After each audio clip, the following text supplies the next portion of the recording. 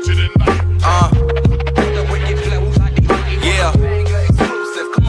Champ Jones. What up, Mac? It's about time. Family first. Yeah.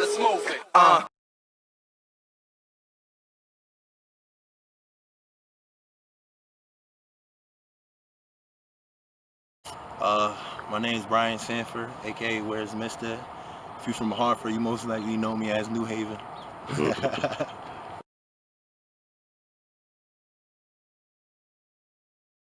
Peace. I was born in Bridgeport, Connecticut, Bridgeport Hospital. I was pretty much raised, like, when people ask me that, I say CT. A lot of times while I'm outside of CT, like, I don't give a specific city because I've lived in a lot of places. Um, I lived like in every neighborhood in and around Bridgeport up until like freshman year, and then I moved to New Haven. I spent most of my freshman year in New Haven, and then I got up and moved again to Hartford. Hartford was the last stop for me. I've been living in Hartford since 2002, so I've been out here for a minute, and I love it. Got a tattoo on my neck.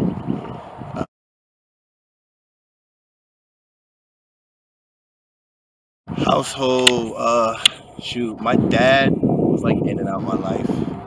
Like, I see him a couple times a year, like got some random stuff, but I was the type that gave everyone a chance, so we kind of had that relationship. You know what I mean? We talked a lot. I got over a couple things. I had a stepdad in my life for my little brother. Mother worked like every other mother all day. Stepdad worked all day, in and out of jail just because of random issues. You know, just the same story we always hear. So most of the time, literally, it was me and my little brother. And to this day, me and my little brother, you really don't see us not together. Besides when we at work, it's just that's the type of bond we feel because literally we is alone, and being in the type of structure we had that we moved so many times, it was literally like it was us against the world, and that's kind of the attitude I kept most of my life.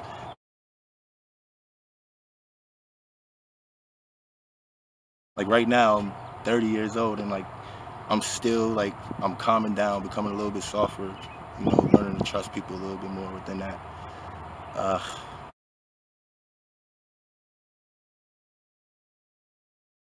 Shoot, I spent a lot of time in hotels. When I first moved to Hartford, I moved over to it was right to a shelter, to South Park, right on Park Street. That's the first neighborhood I was in, Park Street. So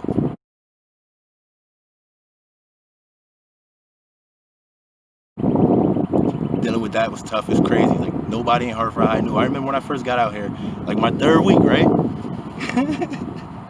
We in last period, and they give Zito give an announcement that one of the clubs is going to do food kitchen at the shelter that I lived in. So I had to figure out a way to not go back while they're feeding everybody in the shelter, so nobody in school will figure out that that's where I lived. Even though like nobody really knew me at that time, that was like a big thing for me. I never wanted to show my pain or anything I was going through because I felt a man don't do that. Man, just keep moving. You just move. That's life. So shoot, where can I go from there?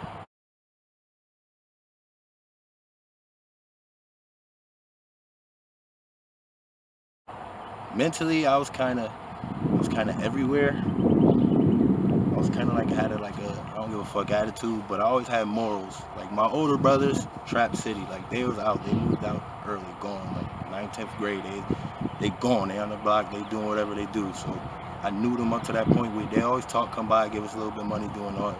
But like me, it was just like I felt alone, so I was out doing whatever I had. So Bridgeport at the time is late 90s, so like Bloods is crazy, all these different kings, Nieta, Latin King. It was like whatever neighborhood you going to is different something, it's different flags. Everybody got different flags. And navigating that was kind of crazy, getting in all types of trouble. But once again, what saved me, what a downfall of me moving so much is the thing that saved me because I knew somebody from every hood everywhere. So I'll be that kid, I'm riding my bike into any hood. If it's a party somewhere, if something's going down, like everybody knew who I was. That's B. And then everybody knew my brother, so it wasn't that much of a risk, but still, you know, in a city where anything could go down, you always got that risk. Uh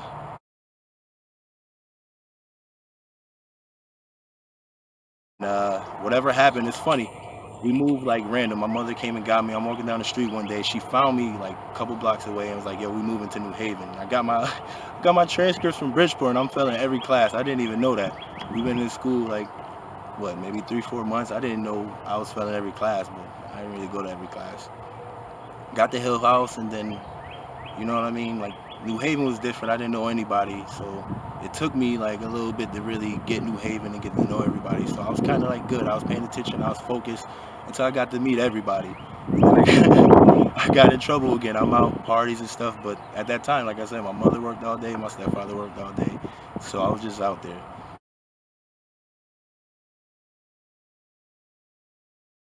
And then once again, one day I was at school, my mother called me. You know what I mean, come to the office, we moving again. I'm like, all right, whatever. We get evicted. This happened before. It's life. I get to Hartford, and then it was like complete culture shock because Hartford is like, if anybody who travel and knows CT, you from CT, you know the cities, you know the towns.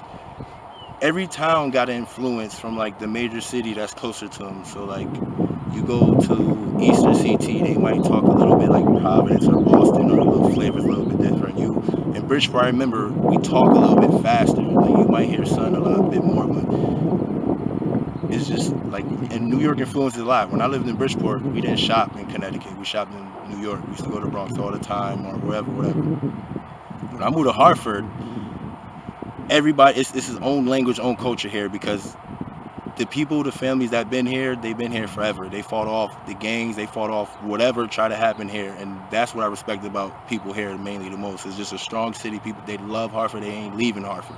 They not leaving their hood. They not leaving their side of town. Maybe they get a little bit more money, move like a couple miles out Weathersfield, maybe go to Manchester, but it's Hartford strong.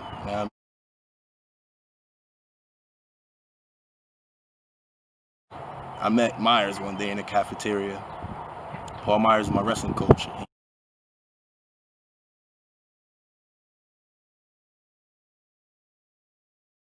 He's like, bro, like, you just look like you could hurt somebody. He told me to come out for wrestling. It wasn't even wrestling season. I was like, yeah, I might, but see what the winner was like. He's like, just go play football, figure out something to do, because I always see you around here. And this before I knew anybody in Hartford, so I didn't get a chance to even dive into any street stuff to make any, even just this before I met anybody. It's like a week or two here. So I came out and played football. I met Jack LaPlante. He's like freaking legend here. Everybody who knows Connecticut football, Hartford football, knows Jack LaPlante,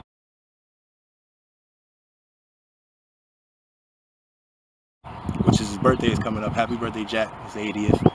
I met Jack, and he told me, bro, he's like, you're nice. Like, you're going to be whatever you want to be. And I used to listen to him and just laugh because I didn't even understand football. I didn't know nothing about sports. I just knew I was fast, I was strong, and I could hurt people if I really wanted to.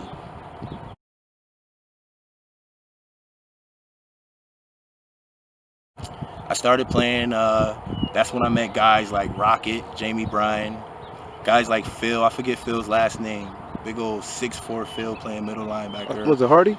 Was it Hart? No, that's Rudy. All right, Rudy Hardy, Rudy. dude. All right. Guys like Rudy. Rudy went to Howard. Was a boss. He was in the league for a little bit. Defensive end. Who else I looked up to? Paul. He didn't play. I don't know if he played in college or not, but I still stayed with him. I looked up to him. Another guy. Oh man, Cecil was nice. Who else was here? I don't remember. I just know when I got here, Hartford High was good. They had a playoff team, but they lost. It was like 8-3 or 7-4. They was one game away from playoffs, and like I just became engulfed with it. It became, it filled the void that I had, you know, from a kid not really having nowhere to go, nothing to do, figuring out like what the hell I'm gonna do in life. Like football felt the void for me, and it felt good. Like the reaction I got when I did something on a football field is nothing like it in the world. Like nothing. That reaction, bro. It's the first thing that people can, you know what I mean, talk about me about, to be honest. So I ran with it. I loved it. And I became addicted, bro. I became addicted to working out and just becoming good. I wanted to be the best. I always knew that I couldn't be the best in Connecticut. I had to be one of the best in this country. So that mindset just took me to another level. So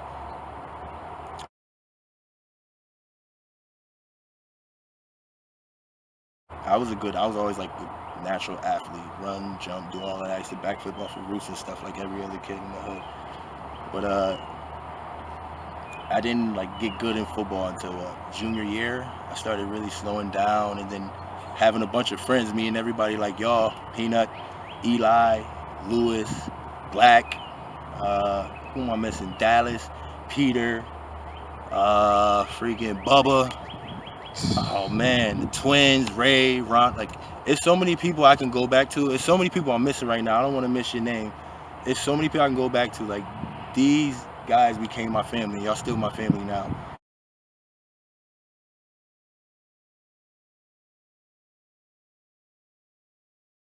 So like I can engulf myself in just becoming better, bro. And I knew, like, just instinct order, man. Like, just in life, man. Once you're doing good, you want people around you to be good. So I wanted everybody around me to be good. I didn't take any nonsense. I went to a couple football camps. I met a couple NFL caliber people who talked to me, and I started to realize that I'm not going to be the best I can until everybody around me is the best. And that's when I kind of just started taking no bullshit. Like, bro, you're going to lift, you're going to do what we got to do to be good, because for some reason, like, we got all this talent and we ain't do nothing. Our junior year, we got smashed. We won how many games? I think one game.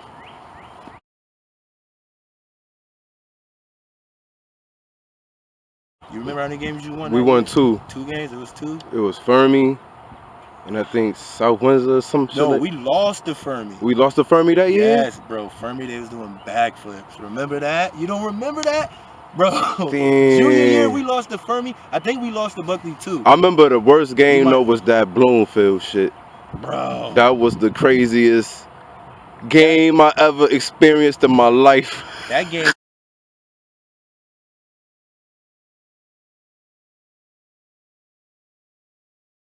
That game taught me. Yo, that you could score 77 points in a football game. I learned you could score 77 points in the football game, B. I got taken out that game. A lot of niggas did, man. That game was real. And that's what, like, though, it's games like that that teach you, like, yo, like, this is serious, man. What you doing on a regular day is not enough. Yeah, man. It's dudes that take this shit serious, that get busy, that will turn anything to a touchdown. But now that we on that subject, you got to think about the caliber of kids and the caliber of teams that was in Hartford at that time. Like, we don't count it as Hartford because it got another name. It's a different tax bracket. Whatever, bro. They 5 miles away from us. You know what I mean? Windsor is connected to the north end. Windsor is connected to Bloomfield. Bro, when you get some bread on the north, where do you move? To Windsor or Bloomfield? Everybody is family, bro. Everybody is family. Everybody is connected. The culture is connected. When you go out, when you do anything, they're all going to the same places. That's what's so crazy about it. That year, when I came out 05, it was me alone from Hartford High, but then at least 2 dudes from Windsor, at least 2 dudes from Bloomfield. Who else? Somebody, I can't even think, bro. But easily at least 10 guys, my year alone, went to the league.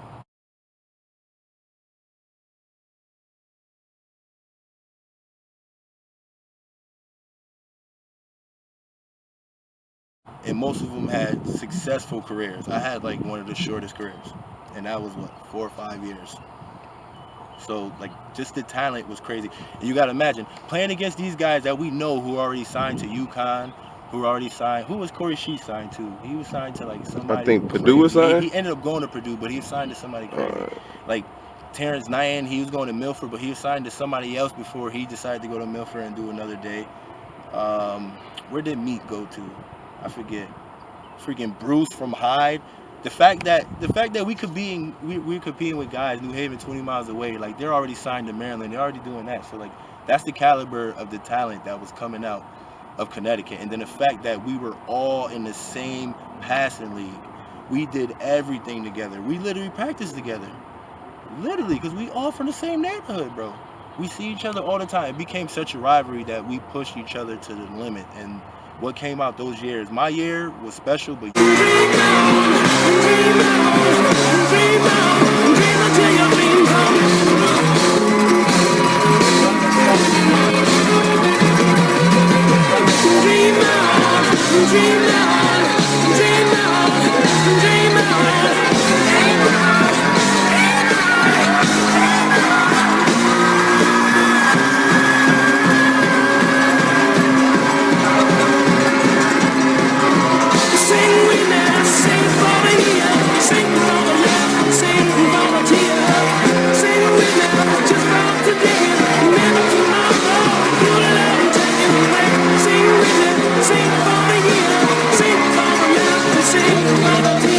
y'all year was ridiculous.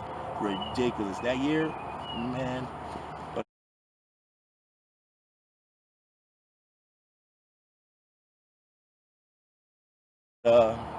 So let me ask you this, man. How was the crossover from not only academically but physically training and mental preparation once you left high school and got to Temple? I tell you this, it's a touchy subject too. Connecticut football is like, it's like 3 years from everybody else's football. Maybe like 10 years from like Texas and California. And that's, I'm not even saying like behind, I mean just like the speed of it. You know what I mean? Like it's a state where, like, to be honest, do they care about sports at Hartford?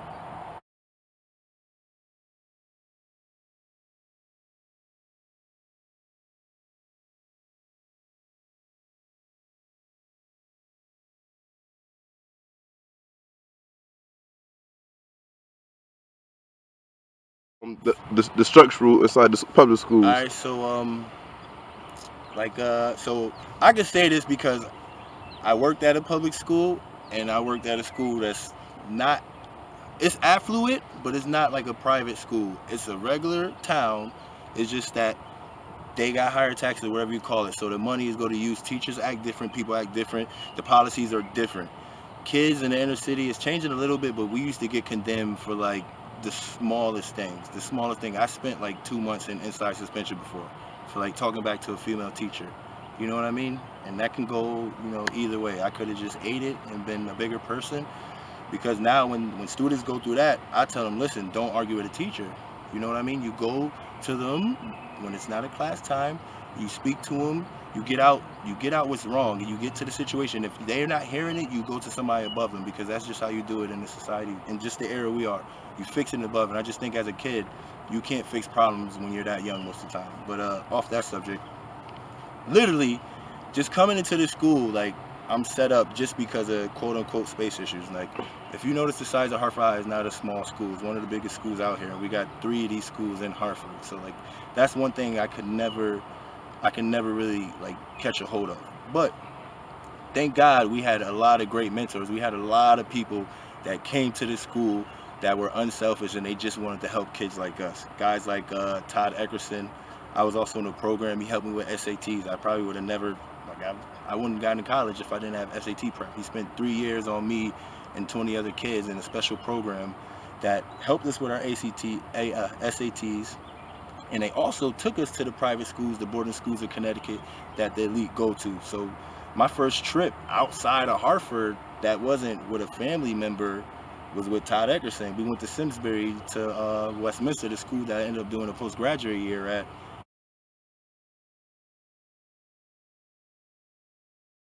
And that's the first time I've ever seen something like that in my life. You hear about it in movies, you see kids with the preppy jackets. They don't show you what it looks like. They don't show you what it means to go to a school like there, because most of those kids' parents own the company that our parents work for, no matter how high position it is. So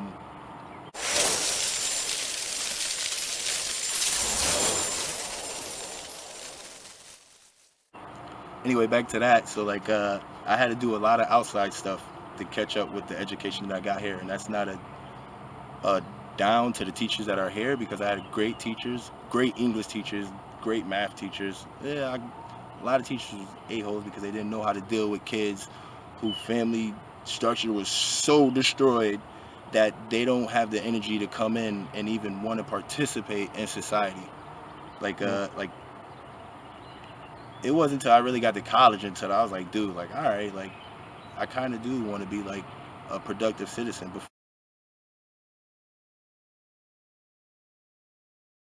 Before that, I was like, man, like, I just want to get money and go to the league so I could disappear out of society. And then I really think a lot of black men don't articulate it, or they say it in other ways, like, oh, fuck this racist shit. But at the end of the day, we fight to get in society. We do some abnormal miracle type stuff against all the odds we're against, and then we're still treated like what? So why would you want to even be involved with that society? You know what I mean? Like, the black market ain't even ours no more. Word. That shit is never go there. Real spit. But All right, so let me ask you this, man. How did you feel when you? All right, so let me ask you this: was it ever a dream of yours to even go to the NFL? To be honest, the NFL was always an afterthought because I wasn't like everybody else. Like I never had like it was years I didn't have a TV. I didn't watch TV. Like I used to tell people I like the Vikings. What's your team? Vikings, just to get people like to stop asking me. So like the NFL was like, yo, it's crazy, but like with me, I seen like people with regular jobs making money, and to be honest, I just want to put my family in a crib and have a car because that's something I didn't have until goddamn I went to college.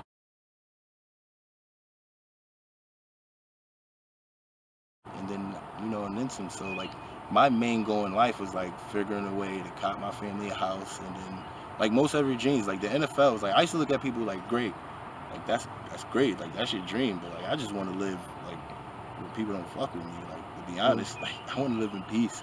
So when I got there, and then I got in college, and then I played my first couple games, that's when I realized I was like, yo, like this is college football, bro. Like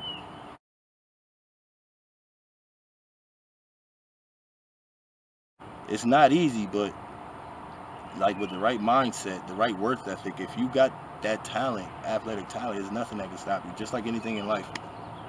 Like if you got the right mindset, you plan, then you're gonna make it as far as you want. Now you may not be motherfucking Jay-Z, but shit, you could be Wiz Khalifa. You know what I mean? Like people talk shit. You could be Dev the Dude, bro. I love Dev the Dude. A lot of people don't know who Dev the Dude is, but he's been doing this thing for 25, 30 years. Just like in the league, it's guys that been in the league 20 years playing special teams, and you don't know who they is, but they making bank. They're making bank. So, How was the feeling when you got the call? it was crazy. It was crazy.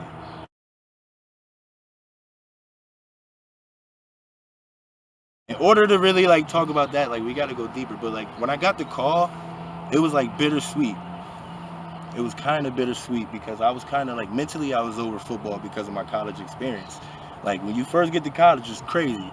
But if you not that dude and you not at a college that really supports you economically, you in a bad situation. Like we had a lot of great moments, but we had a lot of bad situations. So like we had like a tyrant coach. We had like little money. Like it was a lot of times where you're starving, you're fighting with people. Like it's ridiculous. College is crazy. It's crazy. We had a lot of like the route I went, bro. So like I went from Hartford High, I mean North End, all black, to Westminster, all white. Culture shock. I dealt with that, the little racism, the little bull crap. And I'm like, I pulled through it. It was great. I learned a lot, kept it moving. I got to Temple. The best thing about Temple for me was that it was in North Philly. And at the time, it was the #1 diverse school in the nation, which means everybody, every culture was there. It wasn't no bullshit. It was just everybody was there. So you're competing with different types of people. You're meeting different types of people. You're always in different types of situations. That was the best thing. But football made it harder because now you're isolating yourself from most of the school population most of the time because you're working a full-time job. When most kids, they're not really. Some kids are working full-time jobs, but they're not like killing their body and getting concussions and stuff. But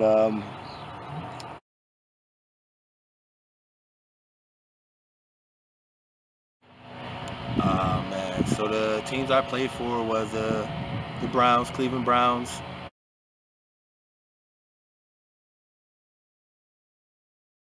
Oakland Raiders,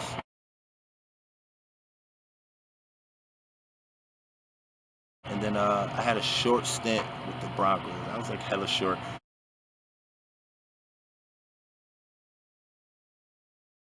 That was like me. Like I stopped for like a year already, and I was like, you know what, yo, like I wonder if I can still play football. So I went out there for camp to see what's going to happen, and I made it to the end. I knew I wasn't going to make it though because that year Denver won the Super Bowl, and like all like their top 8 D linemen were like multi-million-dollar niggas. So even if I balled out, I probably wouldn't have made the roster. So that was like my last go. It was fun though. I miss football. I got traded to the Seahawks. That was like a crazy situation. My trade got rescinded. I got injured my 3rd year and I came back. I had like a whole year to recuperate, so I balled out in preseason. After the second game, Seahawks, they traded for me for John Moffitt, who's actually from Connecticut too, big white boy. But he was still injured. I don't know if he was full, like probably like 80% or something. Whatever it was, Cleveland was like, nah, and they took the trade back. So I ended up having to go back to Cleveland. I was in Seattle for like 14, 15 hours. Because I was kind of in limbo out there. I was just kind of, Seattle's a beautiful city. Cleveland's beautiful. I was just taking some of the sights. And I'm like, all right, back to Cleveland, back to work. And then I had to fly back to Cleveland. So however hours that is, it was like 6 to 8 hour trip because of layovers and all that stuff. And then I got back to Cleveland. What was funny, right? They called for me right after a game. I did all of that stuff, and I got back, and I feel like it was I think it was a short week. Like, we played on Saturday and Thursday. Like, either way, like, I got back, and I had to go to practice as soon as I got off the plane, and we played the next game. The next day, like, we flew to Indianapolis or something like that. It was like one of those crazy weeks. So I ended up balling. Like, I think I might have played the Colts twice. It was funny. I ended up balling, and then Cleveland did the same thing. They held me all the way to the end of the signing, and then they released me. They used to release me and then try to sign me back to practice squad. But this year I kind of got some attention, so as soon as they released me, the Raiders picked me up. And to be honest, like, I had the most tranquility in Oakland just because the city, the vibes of the city, the people in the city. I think attachment, loyalty was Cleveland. I spent 3 years out there, and most of the guys on the team, like, we came in together. A lot of rookies, and like, you know how football is. It's one of those things, when you're working with somebody 15 hours a day, you begin to learn everything about them. Y'all become a family and bond. So.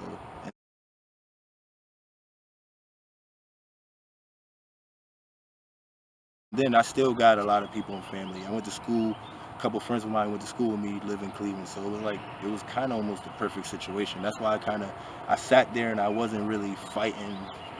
I wasn't fighting anything. I was like, dude, I do practice squad out here. I'm not really gonna push it. Like, I'm out here with family. I get better and I keep it moving. But the whole league experience is crazy. Going from high school to college to the league. First, you go from high school to college, and you're like a little boy amongst men because most of the guys that's playing, they're like 21, they're grown-ass men. So, but it's easier to adjust. For me, it was easier to adjust to college from high school because, like, my mentality was just way different than most kids. Like, you couldn't beat me, you couldn't stop me. Like, I worked hard, and my work ethic was what I was famed for. I wasn't the best tackler. I really wasn't the fastest guy, but I always got to the play. I figured out how to make a play when I went out of nowhere. I just figured it out. Going from college to the league was something different, though. So now you're going from young men to grown-ass men. And then there's guys in the league that's in their 30s, and then they got something called grown man strength.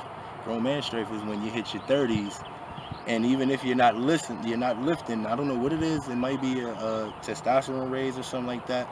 And it's also, I think I call it wisdom, because now you know how to deal with men. You've been dealing with men so long physically, you don't have to exert certain energy. You know how to just take guys out doing certain things. So my first practice, I went up against Joe Thomas. He damn near pushed me like 15 yards out of bounds.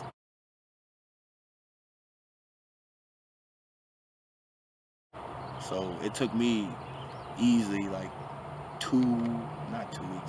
maybe like 2 weeks to really adjust to the speed and the strength of these guys and really get to learn, how to survive and eat. And then from there, I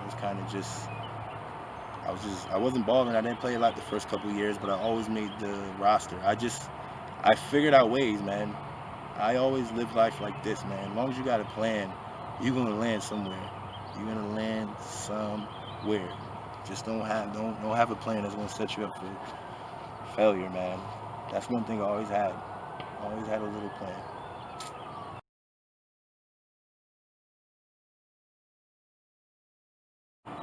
Harry Bellucci was like Professor X.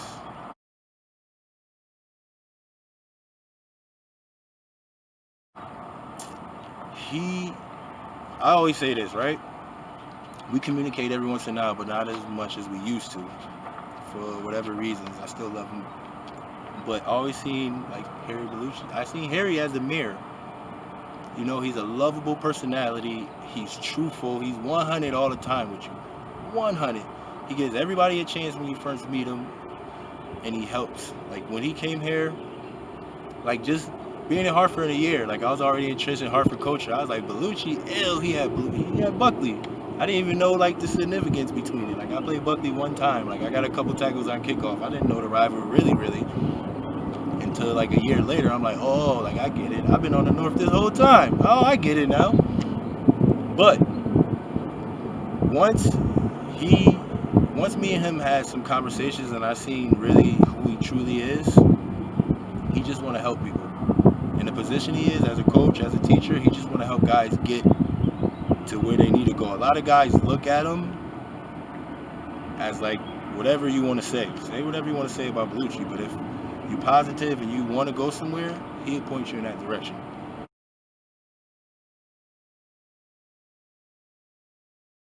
Like like the process of us becoming good, because we all was talented. Everybody was best in their Pop Warner. Everybody won basketball championships. Everybody played AU. Everybody did that, right? What made us good is when we came together and we rallied around Bellucci. Bellucci seen that, he rallied around us. He brought different coaches around, and we just boom, it's a wrap.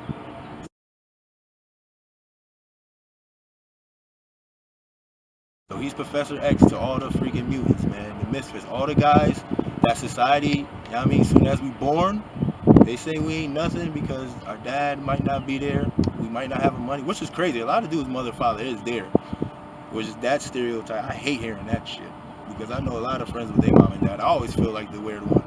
My dad in Bridgeport. That's the crazy thing. But he took a bunch of misfits, dude. Like, think about it. Like the dudes on our squads were like, dude, it was like, if it wasn't football, they'd still be couples. Be some shit, right?